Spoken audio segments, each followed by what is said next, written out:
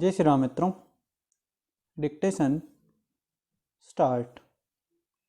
Appeal के तथ्य इस प्रकार हैं कि विट्ठल हिंगेन कोष्टक अभिसा 2 कोष्टक और उसका भाई जगदीश हिंगेन कोष्टक मृतक कोष्टक मुलंद स्थित एक राजनीतिक पार्टी के कार्यकर्ता के कार्यालय से वापस आ रहे थे तो रास्ते में 6 व्यक्ति अर्थात अभियुक्त संख्या 1 कोष्टक सुनील चंदन शिवा कोष्टक कौमा अभियुक्त संख्या 2 कोष्टक विजय निर्मल कोष्टक कौमा अभियुक्त संख्या 3 कोष्टक लतेश कार्लेकर कोष्टक कौमा अभियुक्त संख्या 4 कोष्टक संदीप भोंसले कोष्टक अभियुक्त संख्या 5 कोष्टक विष्णु बुले कोष्टक और अभियुक्त संख्या 6 कोष्टक अनिल गाडेकर कोष्टक विपरीत दिशा से उनके सामने आए कौमा जो छुरी कौमा तलवार कौमा दरांती और लाठी जैसे विभिन्न आयुधों से लैस थे और किसी पुरानी दुश्मनी के कारण मृतक और क्षतिग्रस्त पर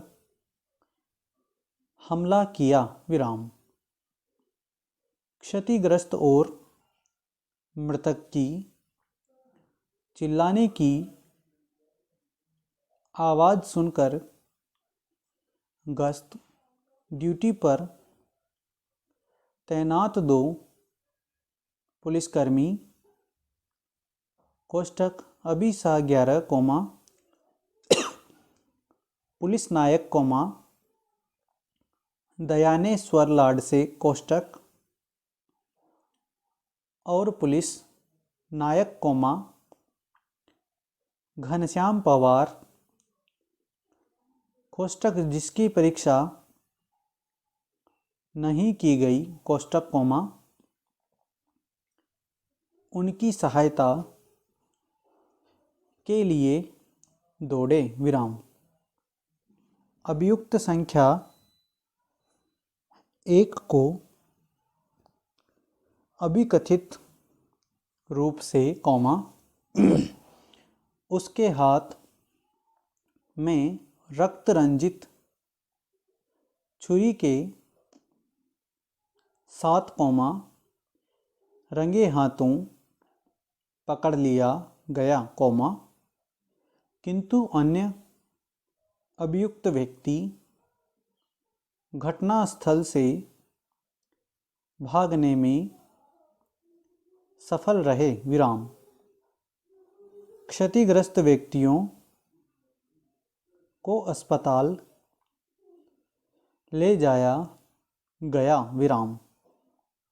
जगदीश हिंगेन की उसे पहुंची क्षतियों के कारण मृत्यु हो गई विराम। मृतक ने कथित रूप से उक्त अभिसा 11 को 4 हमलावरों कौमा सुनील काशीनाथ चंदन सिवा कोष्टक अभियुक्त संख्या 1 कोष्टक कोमा, अनिल गाडेकर कोष्टक अभियुक्त संख्या 6 कोष्टक कोमा, विष्णु बुले कोष्टक अभियुक्त संख्या 5 कोष्टक और संदीप भोसले कोष्टक अभियुक्त संख्या 4 कोष्टक के नाम बताए थे और अभिसा 11 ने उन्हें अपनी मामला डायरी में अभिलिखित किया था। विराम। क्षतिग्रस्त कोष्टक अभिसा 2 कोष्टक के कथन के आधार पर सभी अभियुक्तों के विरुद्ध आपराधिक मामला रजिस्ट्रीकृत किया गया। विराम। अन्वेषण पूर्ण होने के पश्चात कोमा सभी अभियुक्तों के विरुद्ध विभिन्न अपराधों के लिए न्यायालय में आरोप पत्र फाइल किया गया। विराम। सभी अभियुक्तों ने दोषी न होने का अभिवाक किया और विचारण किए जाने का दावा किया। विराम। विचारण न्यायालय ने अभियुक्तों को भारतीय दंड संहिता की धारा 143, 144, 147, 148,